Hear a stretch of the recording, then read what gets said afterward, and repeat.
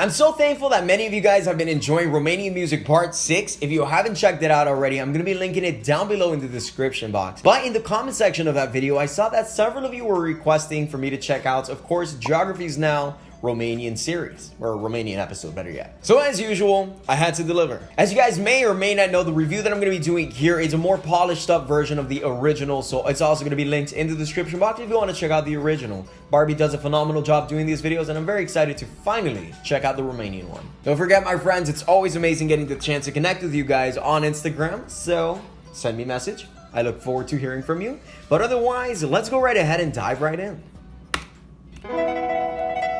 It's time to learn geography now! Hey everyone, I'm your host Barbs. No, I'm not gonna make any Dracula jokes and these people Slavs, and no, unless they actually are Gypsy, do not call Romanians Gypsies. Yeah, we hate that, and they only make up like 3% of our population. Yeah, and don't call us Gypsy. We prefer Roma or Romani. That's too close to Romanian. Just stick with Gypsy. That's how this whole mess got started to begin with. Well, Europeans gave us that title Gypsy by mistaking us for Egyptians. Then what do you want? Initially, I did think that Romanians were considered Oh, gypsies. yeah. Anyway, let's look at the globe. Sorry. And see what Romania is on the map, shall we? Romania is unique because it's not only positioned in a weird spot, but it's culturally isolated. It's like the easternmost point of Latin influence. Quite a story, and it all starts in Europe. Ah, that's a pretty interesting way to look at it. Crossroads between what is considered Central, Eastern, and Southern Europe. So it's hard to give it a single regional title, but for what it's worth, it borders 5 other countries and the Black Sea to the east. The nation is divided into 41 counties with their own city councils. However, to make things easier, the county... Which I just recently found out is like in America how we say states. Power. That's how you guys say it. Groups of counties together to facilitate economic activity. Culturally speaking, though, Romania is also kind of divided into 3 general historical regions: Moldavia, Wallachia, and the well-known Transylvania. Yes, Transylvania. We'll talk about that later. The capital, Bucharest, It's super popular. south, acts as its own county and of course has the highest population of any city. Here you can also find the largest international airport, Henry Coanda International. Otherwise, in the second largest city, Cluj-Napoca, in the northeast, you can find the second busiest airport, Avram Iancu International. And of course, in the third largest city, Timișoara, you can find the third busiest airport, Traian Voie International. Otherwise, anything shipping related usually comes in from the Black Sea, with the largest port, the port of Constanța, which is also the largest shipping port on the Black Sea. Keep in mind, just a skip away is Oh, it's the largest one. Romania and Ukraine had a small dispute over that finally got resolved in 2009. Ukraine won. Oh. Dang. Anywho, the country has a wide, extensive rail and road network that reaches every neighboring nation. Disputed Does anyone live there? That'd be pretty interesting. roads linking the Black Sea to Bucharest and further to Hungary, traversing the Carpathian Mountains. Otherwise, Romania is unique because the country in itself didn't always look the way it did. There's Moldavia, not to be confused with Moldova, although Moldova does get its historical name from that area. They're siblings, man. Might as well leave it in. Transylvania. That's right, Transylvania is in Romania. But it should belong to Hungary. We'll get to that later. Yeah, Now, Romania is definitely I've not heard. shy of sites of interest that stick out. And they take many aesthetic cues from multiple people groups. You'll see buildings that look French, buildings that look Slavic, some that look German, and some that just kind of do their own thing. For what it's worth, though, here are some of the top spots. I think it's absolutely incredible that they do that. Vasily Cemetery of Maramureș, this Ooh. pole thing, Salina Turda, this ancient Dacian site, the King Decebal statue, the Tunnel of Love, this really cool bookstore, this ancient temple. Sibiu is like the most Transylvanian city you can get. They even have eyes on them. So many churches like these. That looked creepy, like I'm not even gonna lie. Cliff and the tallest wooden church in the world. Brasov and Rashnov also have those cool citadels and churches. They even have those Hollywood signs on hills. There's so many castles, many of which are said to Talk about taking inspiration. probably being Bran Castle, or Dracula's castle. Yes, the famous Dracula Castle, which is not even mentioned as the home of Dracula in the book, and it was written by an Irish guy. And Vlad the Impaler was just an inspiration of Dracula. He wasn't actually Dracula, and he never even set foot in this castle. Will you shut up? Don't give away our secret. This gimmick makes us a lot of money. Yeah, lots of creepy haunted sites going on. If it brings the tourism, you know, might as well. Forest that people are afraid to step into. Which brings us to My god, yes, Romania and its creepy kind things. of like the land of legend and electricity. They have so many myths, yet they move forward with the age of energy. They were actually the first European country to have electric street lights. What? The statue holding a lightning bolt. And with that, it's time for my triple shot espresso break. Noah usually comes in for this segment, but unfortunately he's still out visiting family. So how about we add some pumpkin spice to this order, shall we? Bibbidi bibbidi bop second. Get it? Pumpkin. In the shortest way to summarize it, Romania started out as a shaky post-communist state that many people didn't know how to interact with, essentially joining the EU in I 2007. always love that this guy never ever looks at the camera. Communism is gone. We'd like to join your party. Here's our application. Everything seems to be in order, but you do have some sprucing up to do. Okay, just hear me out. We're going through legislative reforms. We're opening up a free market. And just to prove we're dedicated, we even put visa regimes on countries like Russia and Turkey. You have to wait 14 years, you won't be Schengen, and you have to use your own currency. Deal. You totally ditched me back there. If he's in, I'm in. And that's how lots of money started flowing to Romania. Yeah, they applied the year I was born. Is the largest 94. producer in Central and Eastern Europe. Due to the highly fertile land, Romania has lots of cheap and abundant produce. Often at the end of harvest season, you will see huge stacks of things like cabbage and watermelon. I love watermelon with lemon. Right? Well, I know you do. Oh yeah. They are one of the most underrated wine-producing countries in the world, usually around 12th place in overall world production. Theoretically, Insane. has the third highest capacity for geothermal energy on continental Europe after Greece and Italy. Ahem. I said continental. You're an island and not even fully in Europe, okay? I'm dying to try one of those hot springs, honestly. Like, Romania is home to numerous animal species. seems so relaxing. Bears, bats. Remember good old Wojtek? Well, Romania has Wojtek from Poland. the world outside of Russia. And keeping up with the spooky theme, Romania has quite a few haunted or cursed natural sites. The two most famous ones probably being the Witch's Pond. Okay, that's a bad witch voice as well. Where scary things are said to happen, and even animals Yeah, won't stick to the or narration. go near. And Hoya Forest, labeled the most haunted forest in the world, where people have seen everything from monsters, ghosts, UFOs, and even a portal that leads to an alternate universe. I don't believe it. How can you have monsters and UFOs in the same place? So anyway, You got a point, man. some top dishes that you guys suggested include maize porridge, plum dumplings, these really cool Ooh, those dumplings though.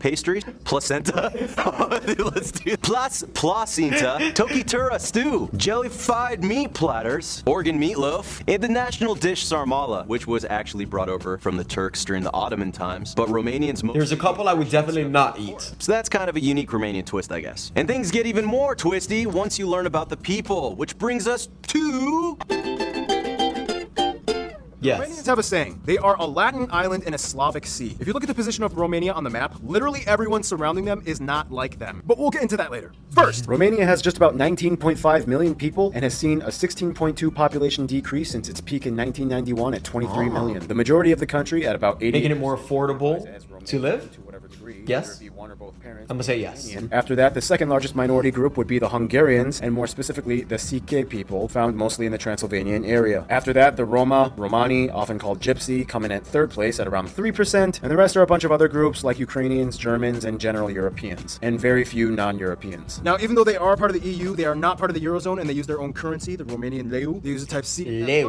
and they drive on the right side of the road. Now back to Interesting. the identity thing, even though Romania I actually now want to just get one just to have it. Slavic culture has Just because I major can. dent in their upbringing and identity. I mean, somewhere around 15% of their language is Slavic-based. On top of that, like most Slavs, Romania and Moldova are the only Latin-based Orthodox predominant nations on Earth. Huh, it's like we're backwards versions of each other. Then we get to the CK people, the second most populous minority. You know what? I've grown to appreciate this guy, man. The Hungarians. These people pretty good. are steadfast in holding on to their culture, language, and claim over the Transylvanian region, known as CK land. They even have their own flag. Today, it's not such a big deal, but once every so often, you might get a little bit of tension between the Romanians and the CK. On top of that, Romania was a previous kingdom that ended in 1947. Oh. First being the last king until he was forcibly abdicated by the Communist Party. Context: Hannah wanted to be the king of Romania in this skit. Oh, here comes Hannah.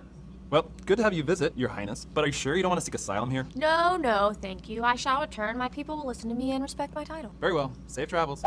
sign this paper saying you won't be king anymore. We'll kill you. Well, I tried. And today there are actually 3 people that can technically claim heir to the former monarch of Romania. But anyway, we're getting ahead of ourselves. Now it's time for Random Hannah with culture stuff.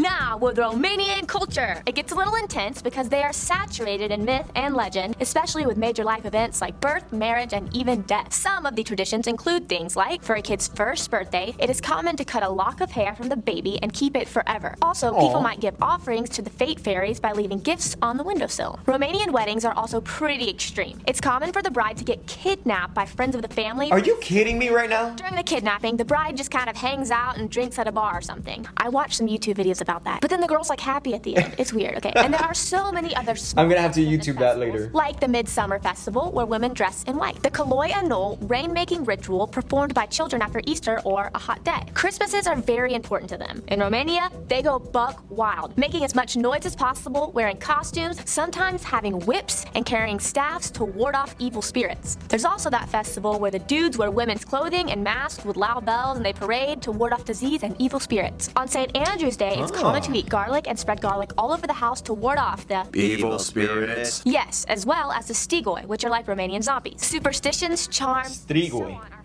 heavily ingrained grain. That looks creepy though, I'm not gonna lie. They even have a 16% black magic income tax for anyone that works in the profession, such as fortune telling or witchcraft. Now, every region of Romania has their own folk costumes, which generally look pretty similar, but you'll notice they all kind of have like a Balkan Slavic influence style. I was about to say, yeah. Nobel Prize winners, and they are known for quite a few inventions, such as insulin, car wheels that are positioned on the inside of a car's frame, and the fountain. What?